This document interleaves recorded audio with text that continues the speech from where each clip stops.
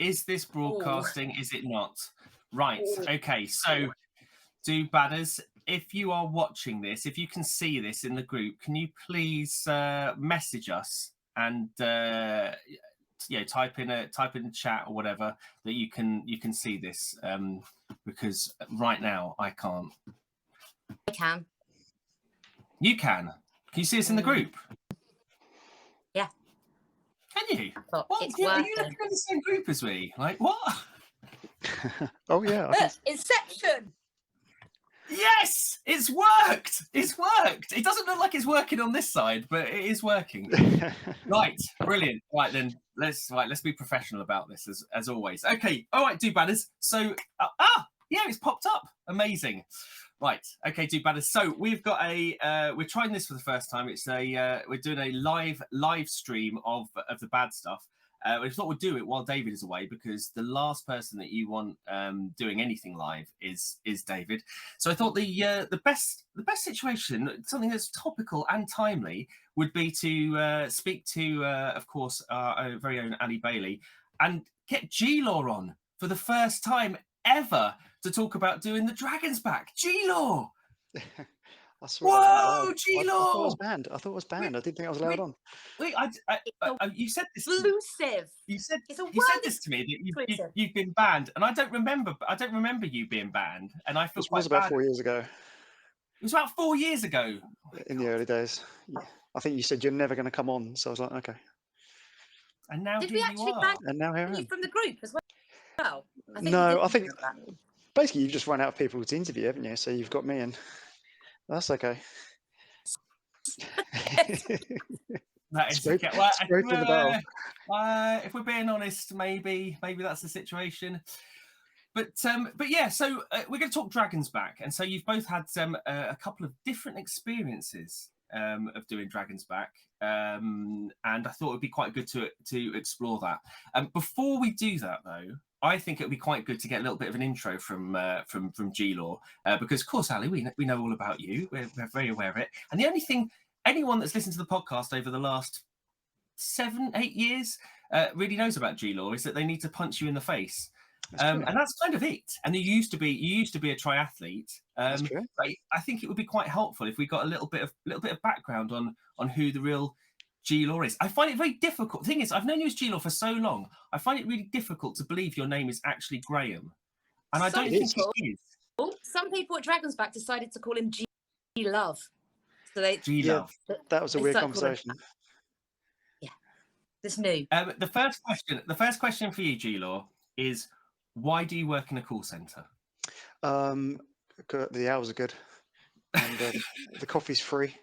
So if I get another call, I'm gonna have to drop off. Is that right?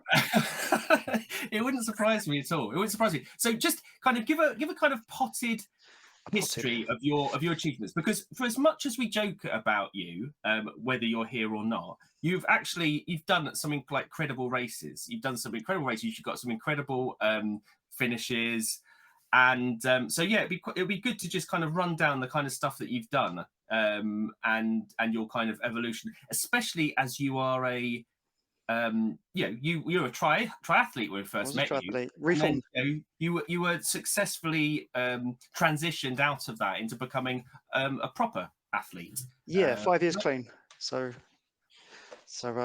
not touched a bike in 5 years. No, so I did a bit of the triathlon stuff. Mainly got into that because I wanted to do an Ironman, and then just didn't stop really. I qualified for GB, and I was in the sort of the GB loop just at age level. But then I kind of dropped all that because my to-do list of ultras was getting bigger and bigger. So I've done quite a lot of stuff with Ali. Me and you, we've done a few adventures together. Malta, Mongolia, across the frozen lake for 3 days. But I've also done MDS, and obviously it was the sandiest, hottest that year, obviously. I remember you were competing against Pete Reese for that, weren't you? Pete Reese, yeah. Won that? I forgot. He beat me by 2 minutes. Over the whole of the MDS? Wow. Yeah. I think it came down to 2 minutes in the end, yeah. What were you doing for that 2 minutes that lost you that race? I was having a piss. All right. He was probably moaning about it being hot and him being ginger. You're at a distinct disadvantage being ginger in the desert. I mean, I think maybe at least a 2 minute handicap to try and push you back into into contention would have been fair. Yeah, it's not my natural habitat at all. But I did do some heat chamber training before I went out there, which did help. But Oh, you so cheated, yes, I I remember did that. cheat. Yeah, I did. Yeah. Yeah. So I've also done 100 miler. I'd done CCC.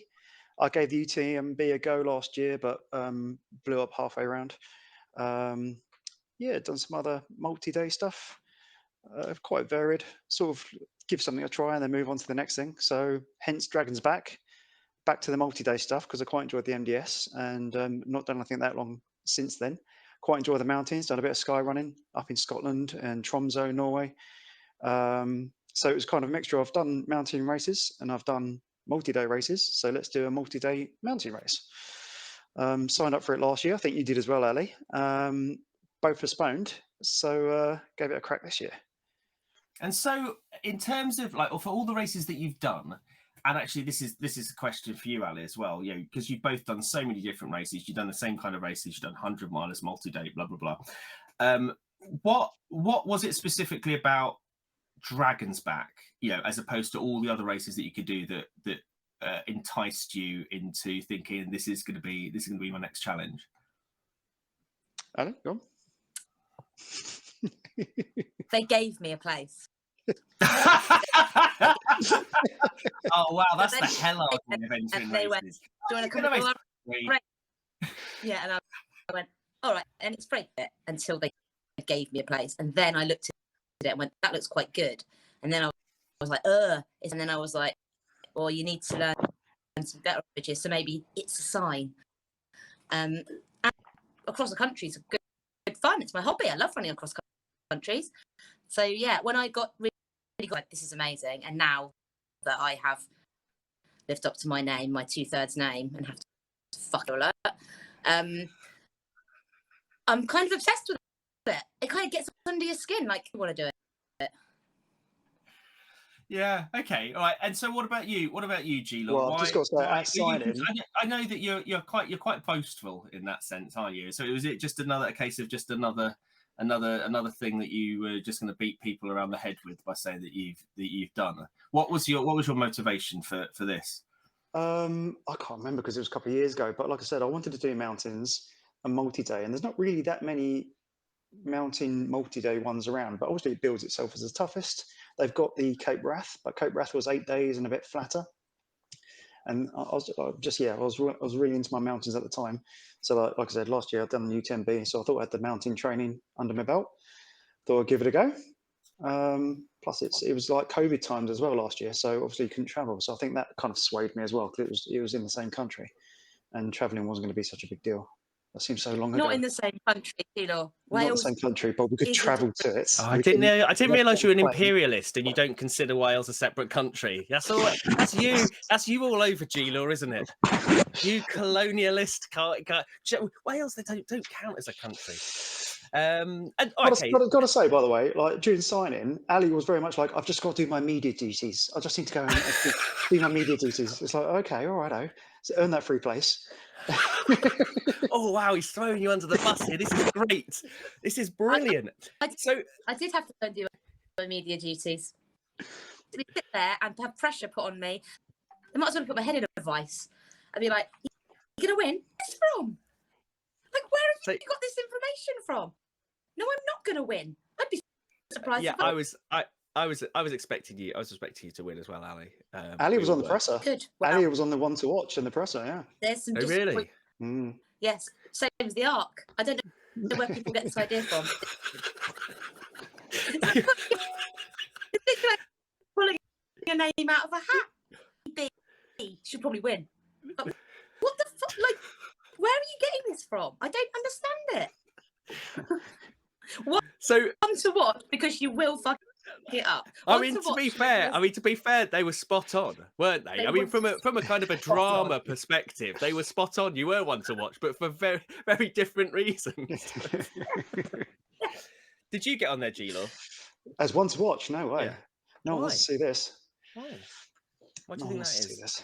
What do you think that is? Like, you've done a lot of, you've got good cachet and everything else like that. You're kind of under the radar a bit, aren't you? I think when very much middle pack runner.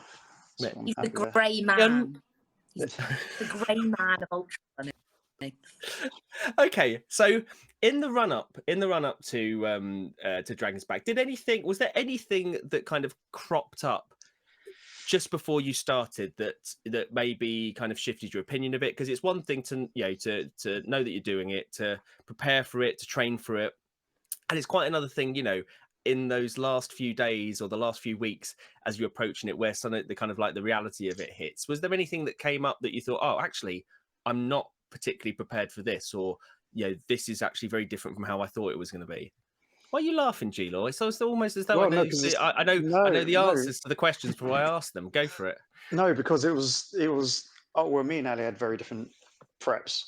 But my one, I was training for 100K in Austria, which I never got to do because of COVID.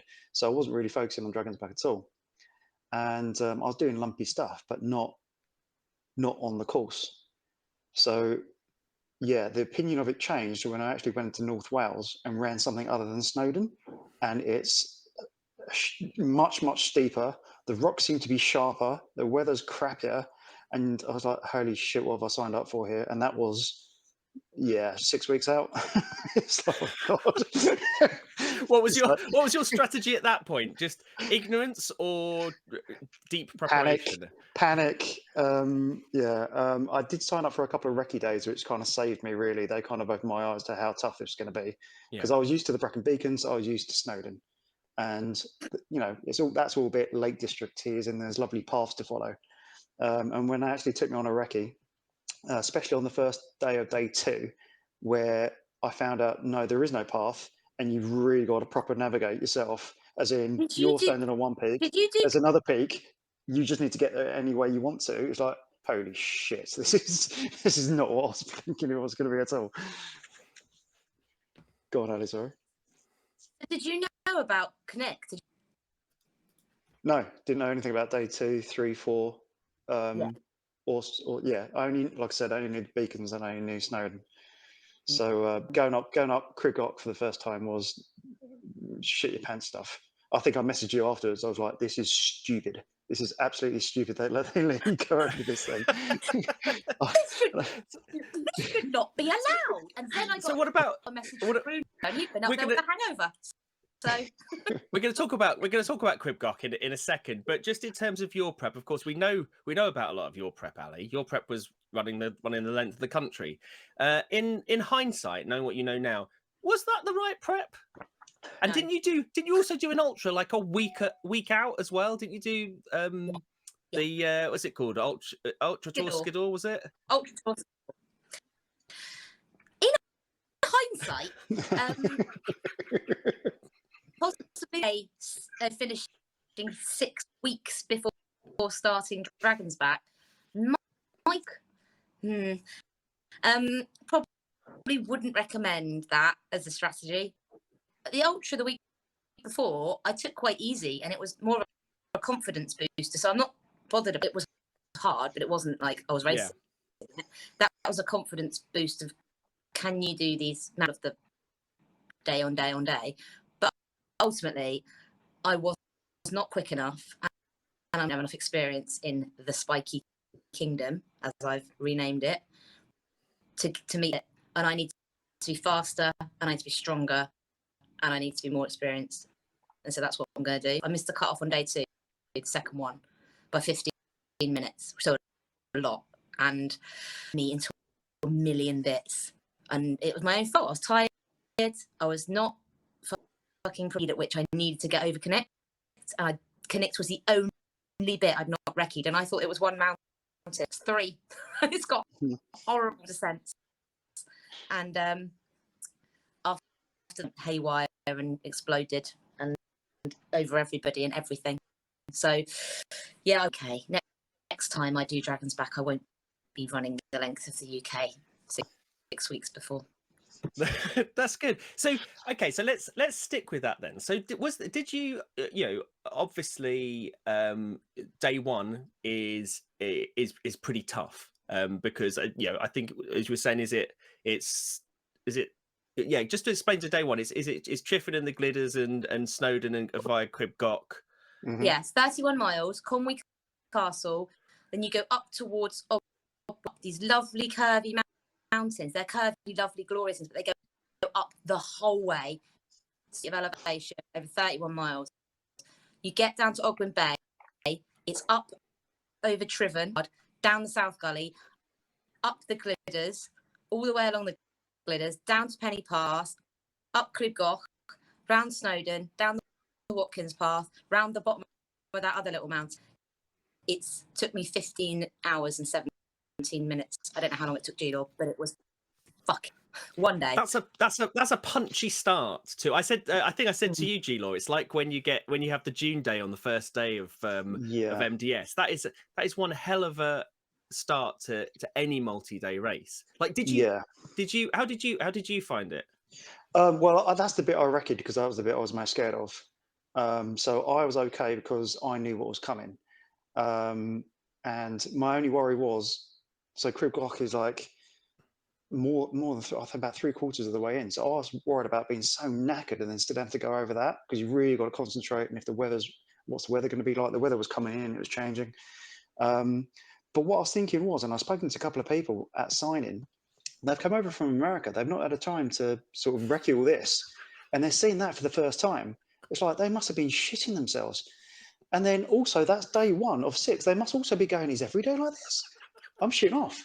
And I think quite a lot of people may have bailed because they were like, sod this. It's 7 miles from Penny Pass to the end. 6 hours. Yeah, and it takes hours. Work out why this is taking so long. And people, what the fuck's this guy getting fucking insurance? We shouldn't be up here. It's just, and there was a thunderstorm with lightning while we were up there. Yeah. I mean, that's just classic Wales, isn't it? That's not there. There's no real difference to that. I don't think anyone's been up Crib Goch, when it's been nice and sunny at any point. I don't think anyone knows what Crib Goch actually looks like. Oh, you have you? You hit the one time. And so, did you get doing that first day? Did you get an indication that, oh shit, this is going to be a problem? Like, Ali, did you get an indication like day 2 might, I've bitten off more I can chew, or even though it was hard, do you think actually, I think I've got this? I had a friend with me who was American, and she'd come from America. So I had one of my big mistakes. And when I got in, I was like, wow. I know what she means, but that sounds funny. I know what she means. Wow. We talked about it. It was a mistake. You can't look after. When I got in, I was like, where the hell? Look, you blame Lorna. You blame Lorna for ARC. You're blaming your American friend for this. Nothing to do with me. I'm amazing. It's all about the event shit. Shane's a dickhead, and it's my American. Use that as your headline. But when I got in, I'd been out for 15 and a half hours. I was so pain. It was dark. My watch ran out of battery. I had to eat. I had to go sort my tent out. Then I started to think, because I don't know what to do first. There's no one to help me. I'm used to people helping me. I'm used to people helping. And I was like, this could be a problem, because I'm going to have to get up at 4 o'clock in the morning. I was all right. I still had my head about me, but my friend had been put in a tent, my American thing, so they thought she was contagious. So she wasn't with me. I didn't know where she was. And it was all a bit, this could be a problem for me, because everything was Law's stuff was wet, because I think he came in quite a lot earlier than me. This could be a problem, but I thought it'll be all right, because someone told me that the first part of day 2, the problem was I hadn't recce'd the first part of day 2, and it was not all right. And but you thought it was all right. But you thought it up to that point. You thought, I've got this. This is okay. I thought it'd be really difficult, but I knew if I could get day 1 and day 2 out the way and meet the cut-offs, because I had pretty good knowledge of the rest of the days. But it was a shocker coming in to help you. I knew there would be no one to help me, but I'm a princess. I'm used to having, and there really was. It was just hard. It was just really, really hard. I don't know if GLAW found it with him, but I was tired and wet and cold, and I didn't get to go to sleep in the morning. So what do you think? What do you think it was then that you was it just you were just it was just slow? It was just really slow going, or did time just kind of fly by and you felt like you were actually going fast enough? Or you're at the behest of time all the time, like all the time. So all you can think about is, instead of going right, calmly going, I'm going to get out of my wet clothes into my dry clothes, then I'm going to hang my wet clothes up dry, then I'm going to go and get some food, then I'm going to eat the food, and I'm going to wash my stuff up, then I'm going to clean my teeth, then I'm going to set up, go to sleep. You're thinking, shit, I've got to get up at 4 o'clock in the morning. I need to do this. I need to do that. I'm really tired. Where's that? How am I going to, and because you don't know anyone in your tent, you don't, the first time I met them was like 4 in the morning the next day, when they sort of started, like 3 minutes with them the whole time I was there. You don't want to wake people up, get out in the dark and it's raining. All your admin, and I'm really good at admin, more difficult than I thought it would be, because it was late and dark and wet, and I need to be finishing in 10 hours to have the time in the daylight to sort my entire life, sleep, and get the rest that I need to function properly the next day. It was just, I just found it really hard. And that last section, the bit where I'd come in, the last 2 miles, the fucking hill, it's horrible.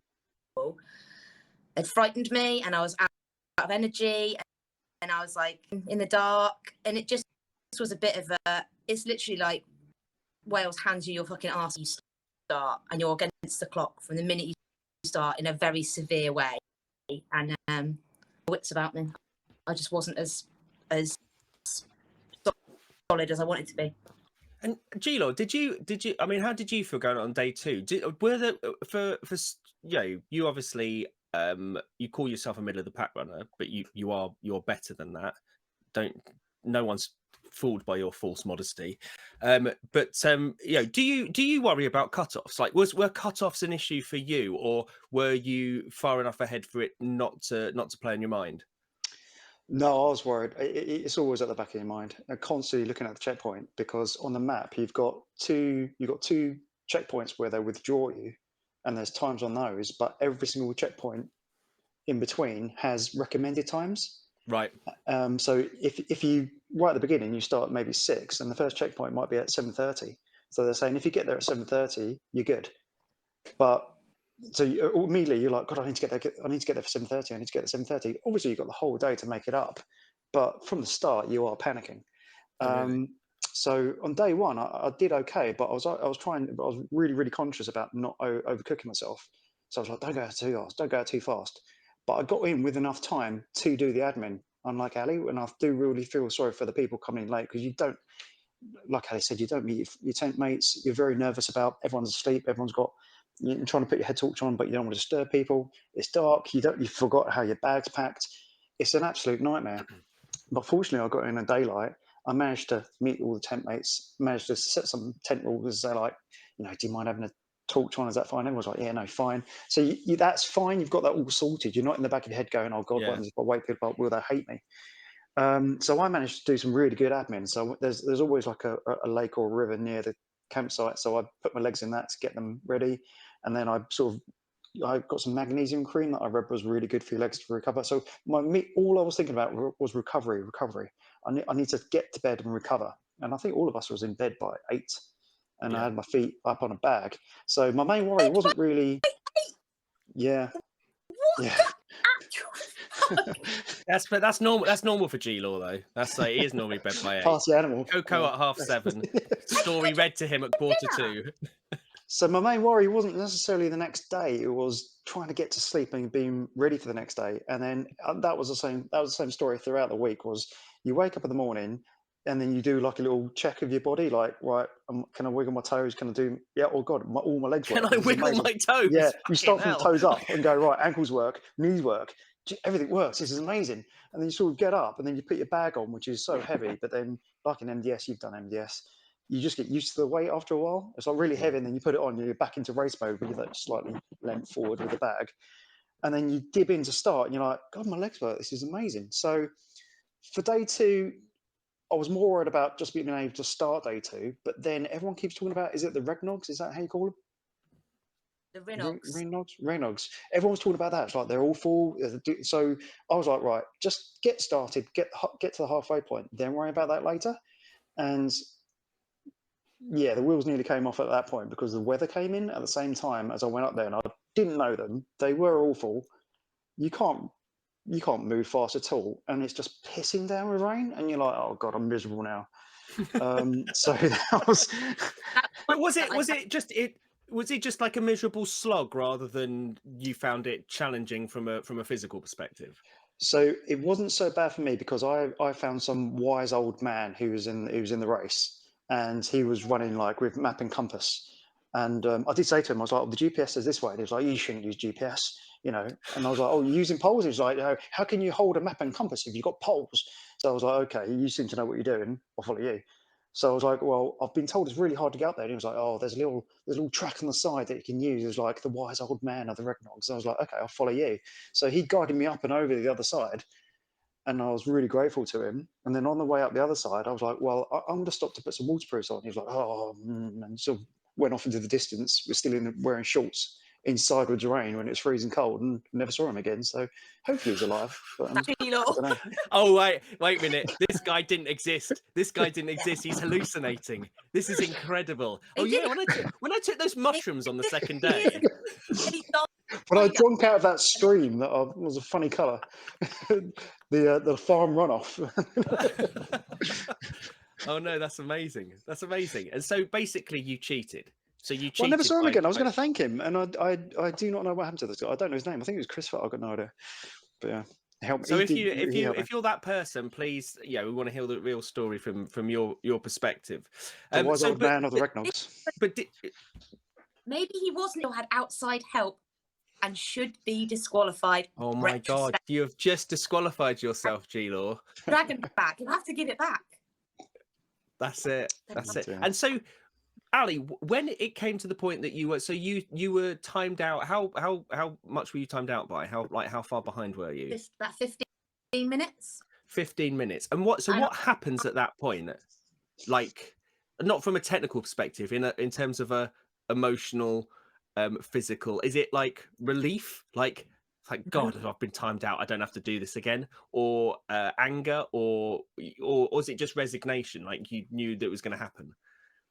I knew it was going to happen 45 minutes before it happened, and I knew I couldn't move faster over it. It was really boggy, and the timeout point 2 of that day, just before you start the Rinogs, and the Rinogs are very. The reason that there is a cut-off there, a pretty severe cut-off, is because you cannot be on the Rinogs in the dark. Ghost to guide you or no ghost, you ain't. It's fucking dangerous. I knew about 45 minutes before that I was going to be timed out, whip out the 6-minute miles across the bogs, which I can't. So when I got down, my friend got stuff with us, with me, for Rat Race, and he's a mate and he's also a mountain warrior. He gave me a cuddle, had a cry. The option then is to go, right, I'm going to continue non-coach as I can, but I won't get a dragon because I'm out of the race. Or you can drop down to doing half, take you out to the halfway point each day. Or you can start in the morning, but again, you won't get a medal. It's non-competitive. But I decided to do that. Why did you decide to do that? Like, because so far it sounds awful up to that point, and then if you're able to drop out for a legitimate reason, you didn't have to do it anymore. That sounds. I mean, like that sounds great. Why? It wasn't a legitimate reason. It was my own failing, my wrist or broken my arm. Brilliant, legitimate reason. I'm going home, but I was like, no, I'm going to try and key as much as I can, and I wanted to do. I was there, and I trained, and I wanted to see as much as I could, but I didn't bargain for the brain weasel, and I didn't bargain for like how bad my mental state would get, and how much I'd beat myself, horrible I'd be to myself. And even though you're carrying on running, essentially, you're still carrying on running, but you're still beating yourself up. You're still physically going through this, yet you are beating yourself up while doing it. I'm not in the race anymore. the other thing, right? And I love Shane and I love Aurea, and the minute you time out, you're dead to them. They're not interested in you anymore. You can keep going, but you are told what to do all the time. You're not, if you are timed out and you have to leave camp by 8:30 on the bus, the Shane bus, then you get to where you're going in 4 hours before you can start running, because you can't start running straight away because the checkpoints aren't set up, and you'll be ahead of 4 hours to basically sit and think about what you've done. Oh, this is good. This is good. They've worked this out. This is brilliant. Because they create a situation whereby you'll remember that and go, I do not want this to happen again. I mean, that's brilliant. Yeah. So prisoner of war camp that you've chosen to be in. It's brilliant. So GLAW, you obviously finished day 2. Was Allie dead to you at that point? No. So this is the weird thing. So I was hoping to see a lot more of Allie than I did, but when you're in camp, you're so busy doing your admin stuff and getting food and trying to sort things out. It's like, then you like that's a burn, isn't it? You're like ships in the night, though, aren't you? Like, you're coming this way and I'm going this way, and you'd be like, hey, how's it going? And then they're like, but I really need to do this. So then you come back and you're like, hey, and then I think we sat down and had some food together a couple of times. But, you didn't use that line. I'm sorry, Allie. I'm still in the race. I've still got stuff to do. No. You didn't, just constantly doing that. I did go to. Sorry, mate. I don't have as much time as you to mess about and chat. I've got to keep running. To go and sit with Harry House and Simon Roberts and the cool guys, but they wouldn't let him. So at that point, then, of course, your experiences diverge substantially. So from your perspective, GLAW, what happened? So, how was like day 3, day 4, going up to that? Were they as hard as those first couple of days, or was it just slogging it out? What's the how do you feel? How do you perform over that period of time? So it does get different. The train gets flatter on day 3 and day 4, and there's a lot more road running. So it does change. So it feels like the first 2 days quite lumpy, and then 3 and 4 is almost like it gets better on the 3 and even better on 4 in terms of it's flat. But sometimes you don't want flat. You're actually looking forward to a walk. Yeah. It's a 3. It's 7,000 day 4. Then it goes back up to like 12,000. It's flatter. But it was very much like you're getting into the race. So you've got your routine now. You wake up in the morning, you do this, you do your run, and then you finish and you do this, and it's almost like rinse, wash, repeat. But then at the same time, you're getting more and more tired. So you're kind of getting better and better and better at the race because you know how to deal with it and what's coming. But then you're getting worse and worse and worse because you get more tired and knackered. And so, yeah, it's a bit of a weird one. And then for me, the wheels completely came off on day 4. Why? What happened? So I started off day 4. I think it may have been just the amount of flat, actually, and I wasn't used to it. But I had a pain. Too easy. It was too easy. Too easy. So I went. I had some pain going from my toe through up to the middle of my shin. It was a bit throbbing, and so that started, and it was getting slightly worse. And I was like, at the end, I'll go and see the medic and see if I can do anything about it. And then we got over the worst of the day, and at the end, it's again this massive long road section that's slightly downhill towards camp. And I was jogging down this road, and someone I'd just been talking to actually shouted after me, and they was like, take it easy. We've got a massive big day on day 5. Why are you killing yourself? And I was like, very good point. So I actually stopped and walked. And as I started walking, something just snapped in my ankle, felt like it snapped. And then it just immediate pain. I was like, I was just walking. What the hell? How did this happen? And I couldn't walk anymore. And I limped the last 5K home. And that was it. I was like, well, my race is done. If I can't even walk, then that's it. I'm out. I'm done. Who sabotaged your race with that advice? Well, no, it was good advice. It was the ghost. It was good advice. It was the ghost. It was good advice. Oh, it sounds great advice. As in, save your legs for the next day. I was like, well, yeah, I'm done. It's a road. Did he whack you with a crowbar? Did he like smack you on the crowbar? That's not very competitive, is it? You like someone tells you to slow down, you're like, all right, then I will. No, and so how was it? And mentally, I was like, well, I'm done. There's no point in me carrying on. How do I get home? I'd mentally checked out. He was going home, so and I told other people he'd gone home. because he told me he was going home. He had a little, he limped over like, I'm going home, like Eeyore. And I was like, oh, okay, don't go home. But that's the last I saw of him, and I thought he'd gone home. I told people he'd gone home, still in it, till like 4 o'clock the next afternoon. Brilliant. Yeah. You absolute drama queen. That's what you must have come A across. little bit. Flouncing. I am going home. I'm done. Oh, wait a minute. Don't I'm absolutely try and fine. stop So me. what? I've broken my ankle. The ankle. Not And the so ankle. what? And then so what happened? You woke up the next day and it was all fine. No, so I went to the medic tent and they took one look at it and was like, well, that's tendonitis, and we see loads of it because it's just overuse, and we can strap it up. I was like, right. You're like, damn it, I was going home. But I was like, well, what was strapping up do? And they was like, oh, nothing, but it'll help it move tomorrow. And I was like, oh, so there's going to be a tomorrow? And they was like, well, might as well give it a go. And I was like, well, do you think I'll get through it? Because to me, it sounds stupid. What happens if this goes up the top of a mountain? I'm going to have to limp down. It's going to take hours. Or that someone's going to have to come up and rescue me, and that's like a waste of resources. And I was like, that's what mountain rescue is for, isn't it? So I was like, oh, okay. You're trying your hardest, and the medics were this is the total opposite of what medicine tends to be like, forcing you to go back out with zero excuses. This is great. So I was like, well, can you put some ice on it? Do you have any ice? And they was like, no, we're in the middle of a campsite. We don't have any ice. But the stream's over there. It's quite cold. Stick your foot in the stream. So I was like, right. So she was like, well, what would you like me to say? And I was like, well, ideally, I'll strap it up and it's magic and it works. And I'm going to be fine. And she was like, well, I can't guarantee that, obviously. But I can either strap it now or strap it tomorrow morning. So I was like, well, what's the difference? She was like, save some time if I do it now. I was like, right, okay. So I've got some ibuprofen gel, like ibuprofen gel that stops swelling. I'll put that on now and come back tomorrow. She was like, okay, fine. She was absolutely lovely. I'm being a bit blasé, but she was absolutely lovely. So I thought, well, what's the point packing my bags? I can't walk. Wow, shut you up. But I was like, I can't walk. So I didn't do any admin that night. I went to the information place and I was like, how do I get home? And they was like, right, we can put you in a van at 7:30. Change trains here. You'll be in Paddington by 1:30. So I was like, well, I can be sitting on the sofa having a curry, watching Netflix by 5:30. Easy.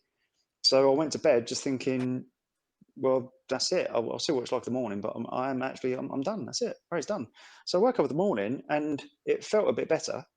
So I was like, okay. So I went to the medic tent and she was like, okay, brilliant. Let's have a look. Pulled my sock down and it was twice the size and bruised, like black from my toe up my shin.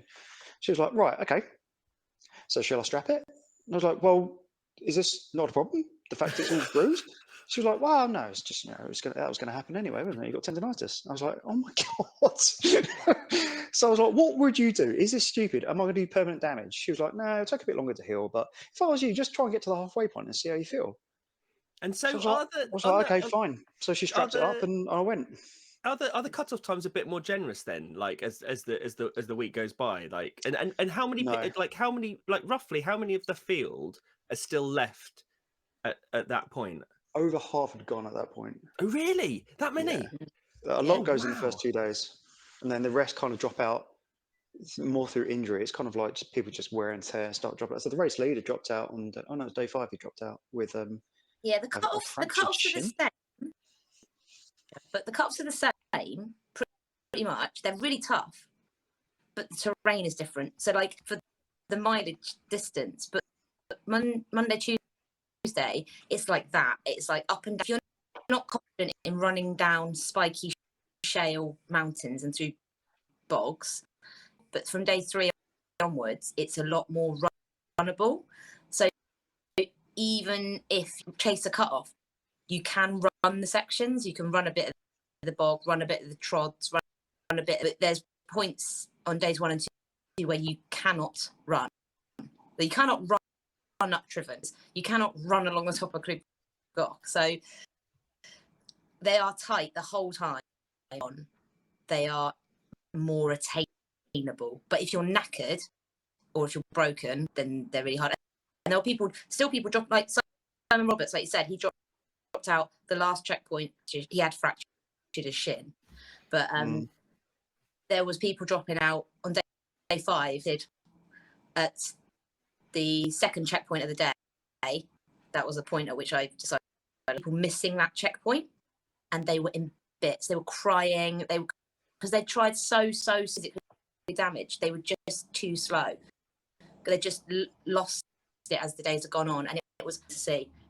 Oh, it's awful, isn't it? Being timed out at a checkpoint, because it's just if you know that you can't make it, it's just so demoralizing. It's like I don't want to like heighten this anymore for you, Ali, but it's like the worst thing that can happen, isn't it? Really bad, because it was the walking. It's all on you, isn't it? That's the thing. It's a good learning curve, though. If it's I didn't know how bothered I was by this, but last 2 weeks I've really had a look at what I'm doing with my running, and I'm like, you're not all of these. You've got all of these opportunities to get good. You don't really become quite focused. And I'm like, I could just throw my toys out the pram and sign up for next year and be like, do it really strategic. Spend 2 years mountain running, doing loads of races, and then going in 2020 and do really well and learn a lot about this skill that is mountain running. So that's what I'm going to do. And I was just. Oh, I thought you were going to go, but why would I bother doing that? I thought that was going to be a different conclusion. No, but Oh, you say, but what if I do all that and then all of a sudden something happens and then I can't make it past the second day again, and then I've wasted 2 years doing that? And you're like, oh no, you've got a different conclusion. No, that's good. So you're going to focus on mountain running now. That's what your takeaway is from this. But the point is, it was the embarrassment of the whole, like, what? How can I? But it's really holding your hands up and being like, it's not. Yeah, it's hard. It's a hard race. It is hard. Title. It's a hard race. I am not quick. I've never been quick, but I am consistent. If there were no cut-offs on that race, and it was just a case of it's 283 miles and you've got 7 days to do it, but there are cut-offs. It is hard, and I didn't make them, so it is what it is. But that is GLAW's recovery, because I really thought he was going home that night. I kept telling people he'd gone home. Yeah, it shows you we can't trust anything that GLAW says. So the story there was, I did almost quit as soon as because it was a road as you came out of the campsite, and I just couldn't run on the road. So I almost just turned around and went straight back, because in the back of my head, I heard there was a bus at 7:30 that was going to take me home. So fortunately, I met a guy I used to work with, and he was like, "Oh, just go to the cafe. There's a cafe like 18k down, and if you have to pull out there, at least you're going to have a coffee and wait for people to come and get you." So I was like, right, okay, fine, I'll do that. I got to the cafe, and the support crew was in the cafe. So I saw them, and I was like, God, that's my ticket back. But I was like, right, fine, I won't. I feel okay. So I left the town, and then stopped. I was like, right, I'm going back, and then stopped, and then carried on running and stopped, and went back and stopped. So I just did this yo-yo for a bit, and then I just put my sticks in the floor. I put my hands on the sticks, and then I put my head on my hands, and then this old boy just walked past and went, are you okay? I was like, yes. But what saved it was there was a guy in much worse state than I was, all strapped up from his ankle up to his knee, limping really quickly up this hill, shouted at me going, what's the matter? What's the matter? And I was like, oh God, my ankle's gone. And he went, don't quit. I quit last year and I'm back again this year. You'll regret it. He went, carry on and let the race chew you up and spit you out, as he just went smaller and smaller into the distance. So I was like, the ghost of the again, this person doesn't exist. You are. This is one. But were you drug tested after this? Where did you go? We're doing a dope test. What's going on? Save my race. The guys are shouting. You literally have met like the best people, possibly. To like. I reckon everyone in that race and I thought I was going to die, and then a shining light came and put water. Well, the old man didn't do anything. He just asked if I was all right. What? The old man didn't give me a pep talk. He just asked if I was all right, and then walked on. So, but everyone in that race was so positive, and they're all heroes. So yeah, so I was like, okay, I'll give this a crack. And literally up the road, we went onto grass, and my ankle was 10 times better on grass. It was just the roads. So have I lost you? Are you back? Okay, no, sorry, no, so from that point onwards, it was grass, and my ankle just got better and better and better and better, and I made it through. But I was really, really close to calling it a day. And then when I got back, I was trying to find Allie to go, ankle's better. And there was another Allie, Allie number 3, the American Allie. She was like, no, she's gone. I was like, shit, you're kidding me. So then, Oh my why did you decide to before we talk about the finish then and the grand finish? Because is it another castle, isn't it? You end up running Well, into that's a Cardiff. story in Oh no, itself. you weren't. Oh no, That's another oh story. yeah. Let's talk Let's about go back to that. Okay, but so why did you decide to bugger off, Ali? What was the thinking about that? You promised me you was going to do day 6. She was like, I'm going to do day 6. I'm going to There's a do the lot whole of day. broken And I was, promises and misinformation between this you was such a two. shock to me because you seem so determined. So I'm really, yeah. You left me. Yeah. As far as It wasn't I knew, you fucking gone. That was one So it's my fault. list of things. One, it was other Ali's birthday that day, and she'd been saying she wanted to, and I just felt awful for her. So it was in the back of my mind, wasn't going to make me go home. 2, that to the cafe, been in the cafe for 2 hours waiting. It was pissing cold, and I was really, really losing the will to live. There was no point. I wasn't going to get my little drag area quite well. I knew the beacons. My sister lives there, and I worked out at the insertion point to my sister's house. Right at the insertion point, they stopped the vehicle. Said for 45 minutes. It was hammering with rain. It was super cold. You can't leave for 45 like that. Do you remember that hill, Gino? Like literally, like straight up. Yeah. And it went on and on and on as well. Yeah, other Ali was like looking at me like a frightened puppy. Like, I don't want to do this. I don't want to do this. I got out of the vehicle. I went to put my bag on, and part of my bag had broken completely clean off. So the main compartment of my bag was hanging off. And it was like, in any other point, I could have dealt with this, but it was just starting to, I was starting to carry too many lemons. Fixed it with a cable tie, but I was like, I don't want to do this anymore. I don't know why I'm here. I don't want to do it. I told little Dave, I was like, I don't want to do this. She was like, no. I was like, we're out. I'll get my sister to pick us up. The end. They honestly, me and Ali, like, don't tell anyone. Don't tell anyone that you're out, because we don't want. I was like, you obviously don't. Them saying they don't want to continue as well. So they hid us, set everybody else off. But before that, they'd said to me, 2 of them had said to me, Ali, people up there to inspire them. And I turned around and I went, how can I fucking inspire myself? Like rage. And There's a camera. It's on YouTube. And I'm like, I've had enough. And my sister came to pick us up about 5 hours later, because we had to get, and it was awful because we had to wait 3 hours to be driven back to camp to pick up our stuff for the walk of shame. And yeah, but I'd spent 3 days being myself and having so much time in my own head, and I couldn't control it. And usually I'm all right with that. I was comparing myself to every other person there, even though I knew nothing about them. I'd timed out, but I could believe I'd timed out. I felt like I wanted to run away. I wrote a big blog about it, but I just was like, I need to go. And then little straws broke. And the other thing was that we were not going to be running into Cardiff Castle. We were going to be running into Butte Park, and it was just another thing that was like, oh, well, if I'm not running into Cardiff Castle, there's no fucking point, because I haven't run castle to castle. I've run castle to Butte Park. It's bollocks. And you know how your brain about negative bias, it will find evidence to support its campaign. And my brain's campaign was like, found so much evidence to support it. GLAW's gone. Ali doesn't want to be here. Your bag's broken. You're not running a doubt. It's not. You're being a hero. It's raining. You're cold. That I just stopped. Well, it does. It feels as like you and GLAW we're kind of on the same like thoughts. You know, you're both trying to find reasons to escape. The problem is GLAW was unlucky enough to speak to a medic and a bunch of people who effectively forced him not to quit. That's the only thing. So G was actually very unlucky because he had to finish. Do you think, Ali, that it made a massive difference that you were close to your sisters and you knew a way? Because that's what's playing on my mind, is that you can be at home in a few hours on the train. And that was like, I can be home. I can be home. I can be home. Was it because if you was nowhere near your sister, or your sister never, you know, do you reckon that would have been the same thought process? You can tell. You can tell both of you haven't got kids. I mean, like if you say I could be home, oh God, actually I might stay out a bit longer. Might.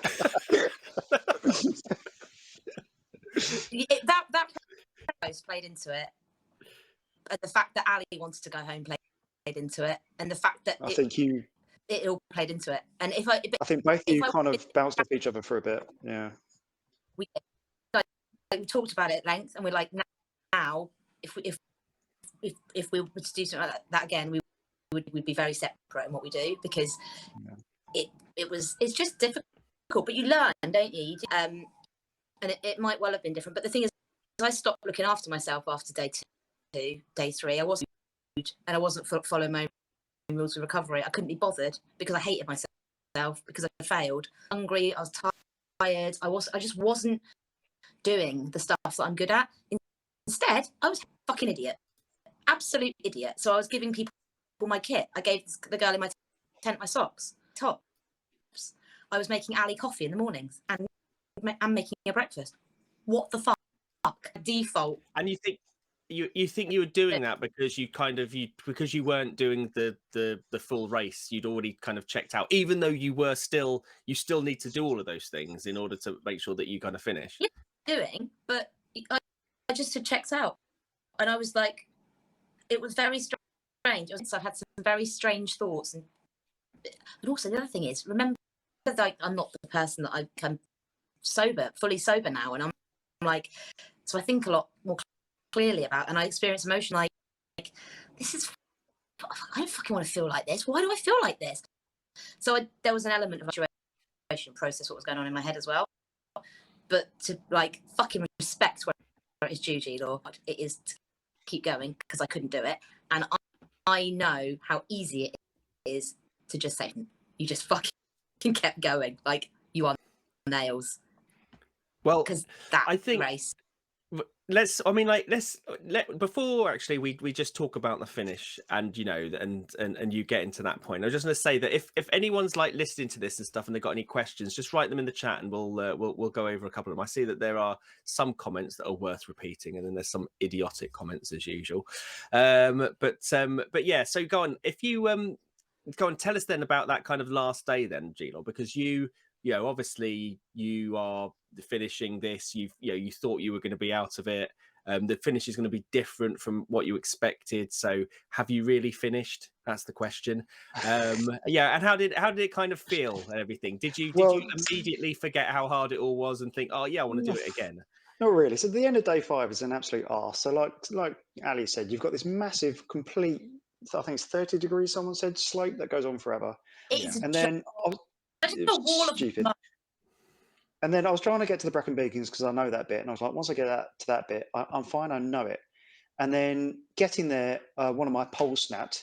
Oh, I forgot my poles, by the way. Ali had to lend me Julius's poles, so I broke his pole. And then I had one floppy pole. That's a phrase you don't hear very often on a live. I had one floppy pole that I couldn't bend to put in my pack, and then I couldn't run with it because it was flopping. And I was like, well, I can't throw it away because that's too obvious and everyone can see it. So I ended up having to snap the pole again so I could fold it up. So then I'm doing one thing with one bad ankle on one pole, and I'm just looking like a weirdo. I get across the Brecon Beacons, the weather comes in again, and it just goes on and on and on. And the last bit, you come down the slope towards the campsite, and it's just ferns everywhere. There's no path. It's mud, downhill. It's getting dark. So then I put my head torch on for the first time, and all the light is just reflecting off ferns. So now I can't see anything at all. I end up rolling down most of it, hitting trees and tripping over. Absolutely. I've never swung so much in a race before. It was just every single swear word under the sun. I was like, this is just fucking shit. And I'm shouting at everyone. And I was like, well, if I shout, then maybe some people know. Everyone, I guide people in through the fern. Got Jurassic Park. There's velociraptors in there or something. It's stupid. So I knew there was a river at the bottom. So I literally fell into the river, pretty much. Got out. Was like, right, fuck this shit. I'm going to get back to the campsite. As I got back, there's a guy with hypothermia. He's just holding himself.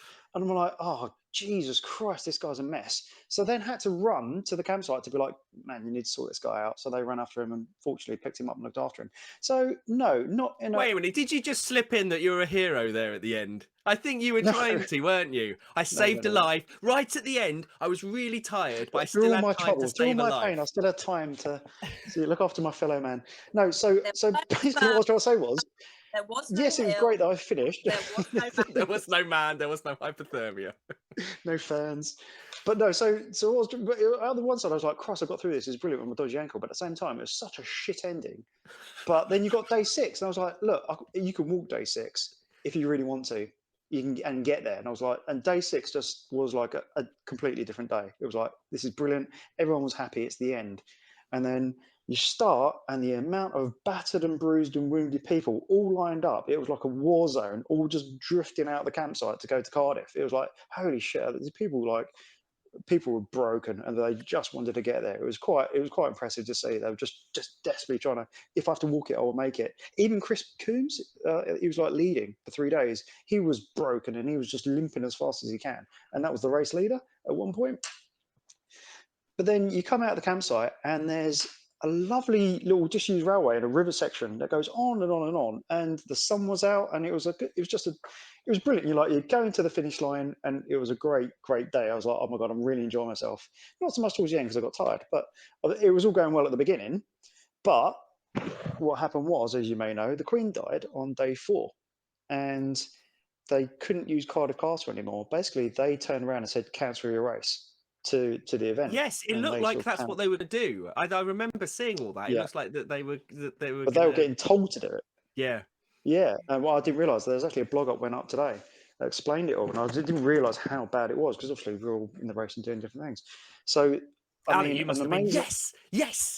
It wouldn't have counted anyway. Honestly, the two sides of my personality. One of them was like, yes, you guys, ha, losers. The other side was, this is terrible. It's going to be really awful for them because they won't be able to finish. But the best Tour de Britain was cancelled. They cancelled 3 days of cycling, so that was good. But Dragon's Back kept. So what they decided to do was, and reading the blog was really interesting because they just pulled this together so quickly, was that the idea was in the castle that they was going to set up another campsite so people could stay there overnight, and some people could then go home Sunday or jump on the coach to go back to the start where they left their car.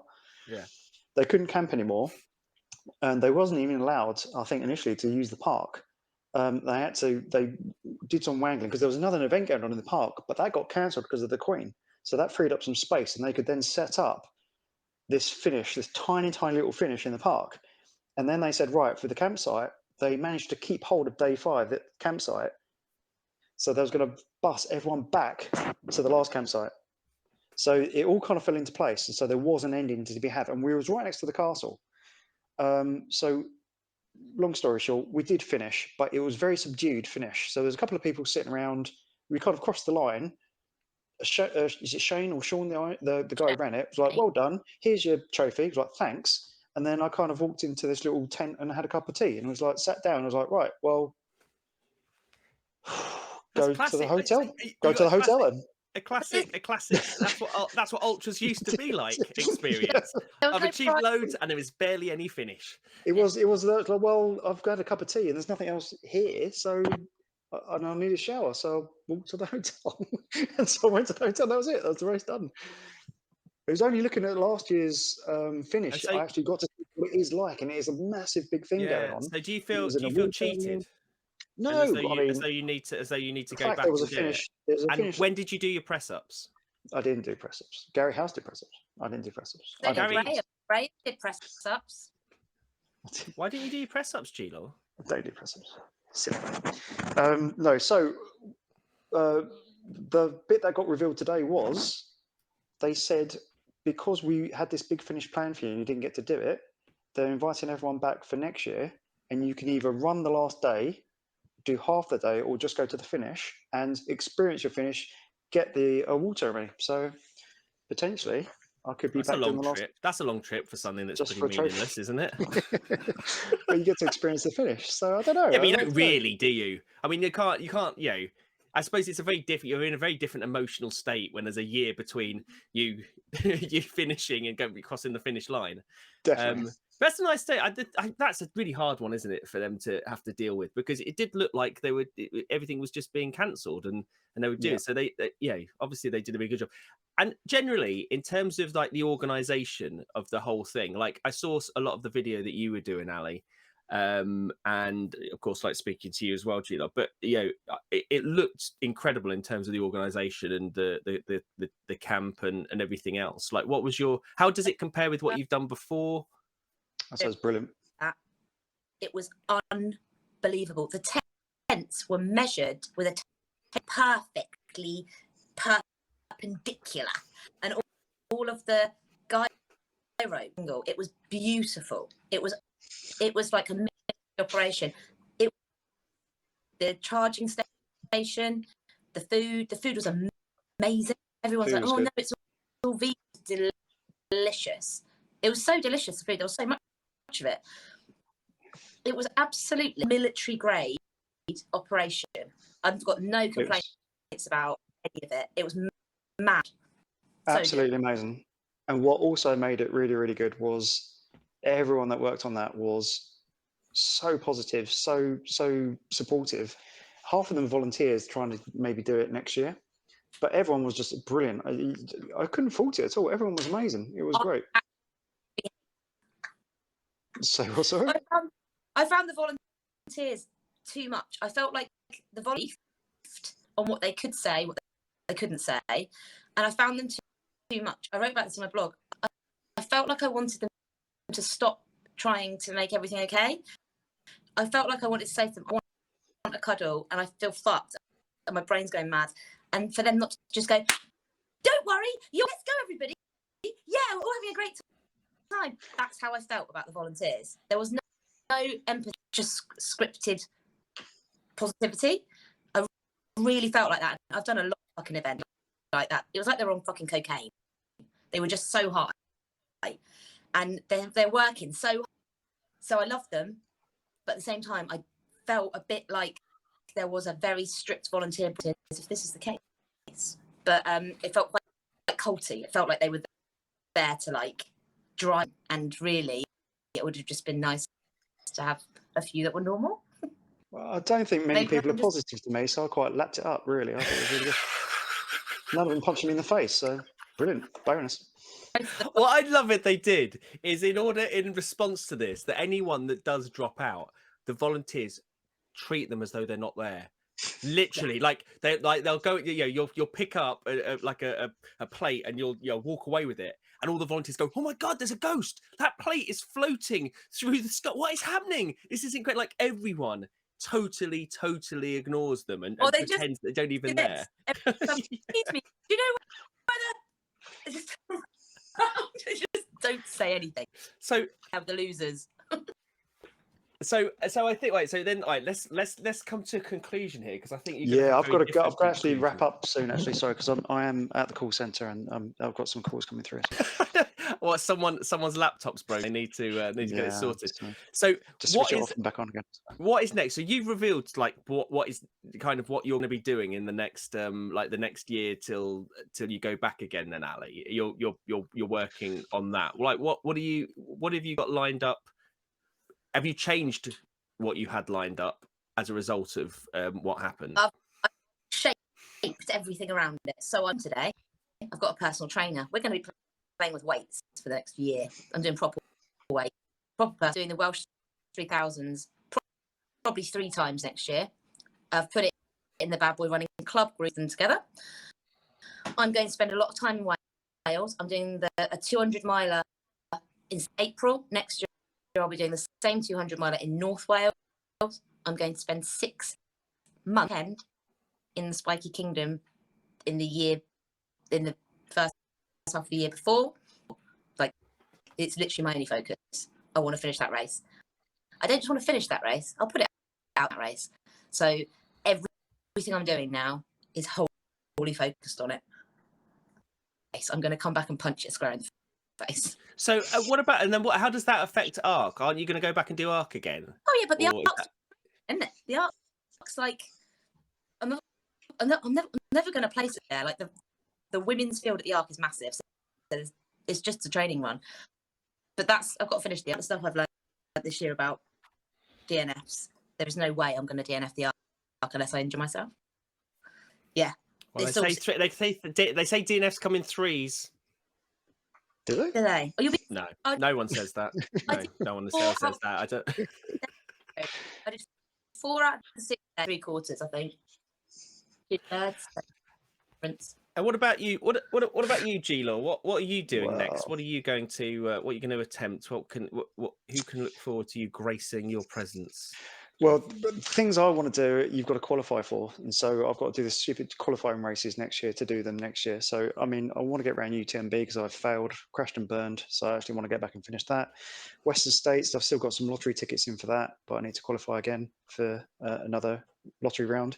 And I've got 1 eye on Spartathlon. So, but you've got to qualify for that as well. I've got to do. No. I know these are all bad for you. These are all. I don't. Not Yeah, I actually signed up for the spine race this winter, but I think I'm going to defer that because I just can't be bothered. I'm too knackered. As long as spine. Can't be bothered. Not summer for you. No summer race. Can't be bothered. It can't be bothered is a good way to go. I've just got a couple of questions. None are particularly sensible. Just this one from Andy Mutter about: did most folks leave each morning as close to 6 a.m. as possible? Did you get a choice when you left? Yes. Or you did? Okay. Yeah, between 6 and 7:30, I think it was. Which is good because otherwise there'll be too much stress. If you had to leave at 6, everyone would just be going crazy trying to do stuff. Get out the door. So I tried to leave as close to 6 as possible, but I was faffing around trying to fill up water bottles. So I was normally leaving between 10 past and 30 one day when it was really bad. So yeah, and then like I said, you've got the times at the checkpoint. So then you're like, shit, I've got to make up the time. So you just put yourself, the later you leave, the more stress you put yourself under. But the leaders, they force them out later because they're so quick, they will get there before the checkpoints are set up. So they normally left about 8. Right. And they pass you halfway through the day. When you're on the route, does it feel as though there's other people on the route? Like, is it that kind of race, or does it feel like you're totally alone? Sometimes I was alone for about 2 hours once. Right. Once. Like, I didn't need to look. I didn't need to look where I was going because there was always a dragon in front of me. I could always see someone. And I left at 6 in the morning. But when, I didn't. There was a couple of times where you couldn't see anybody because of the hills, but then you could always see someone in the distance. So I was really surprised by it, and then I did. A lot of time I was in cloud quite a bit at the tops, and you just couldn't see a sodding thing. So someone could have been in front of you, and you couldn't. The ghosty cloud. The ghosty clouds. For some reason, Ben Austin has written, "You are never alone, GLAW." I don't know what that means. I think it's a slightly worrying comment. I think. What this is? I like. Are they looking at me now? I like this. I like this comment here about the medic. Maybe it's the medic's plan to punish a triathlete. If it was a runner, it'd been kinder. I like the idea. I like the idea that even now you're being punished for being a triathlete. What I like is that when I've asked you, what your future plans are, there's been no mention of bikes again. Like, you are well and truly. Well and truly, well, I wouldn't say cured because you're never really cured. 5 years time. You're better. He's non-practicing athlete. Non-practicing, lapsed. Fall off the wagon at any time. Yeah. No, exactly. Right, well, brilliant. Well, thank you both so much for. Thank you for giving up some of your time at work, GLAW. I know that you're probably you might get fired for this or something. Probably. I don't know you work at. But thank you, Allie, as well, for sharing what I imagine was quite emotional. And so it must still be. Good on you, Allie. I mean, you did really well. You did really well. Patronising. Listen to No. Patronising. You did really well. Come on. And to be like unbelievable. Anyone that finishes that, anyone that stands at the start line, but fucking finishing that, big ask. It's hard. It's very, very hard. And on that note, let's finish it there. if you are listening to if you're watching this on YouTube and you enjoyed this, make sure that you give it a like and subscribe to the channel, and leave a comment below as to how easy you think it would be running the Dragon Back. I think I said to you, GLAW, when I saw you that Dragon's Back looks easy. I'm not entirely sure that I stand by those comments as a result of that. But yeah, it'd be interesting to see how many more people followed it, because it is one of those races now that's kind of become kind of like law, isn't it? It's like you kind of have to like, you know, and I can see it having much greater appeal than something like the Spine, which just feels a horrible slog as well. But yeah, let's see if any other do-badders are gonna be doing the race as well. So so thank you very much both. Thank you very much if you've been listening or watching, and we'll see you later. Love you. Bye. Love you. Bye bye.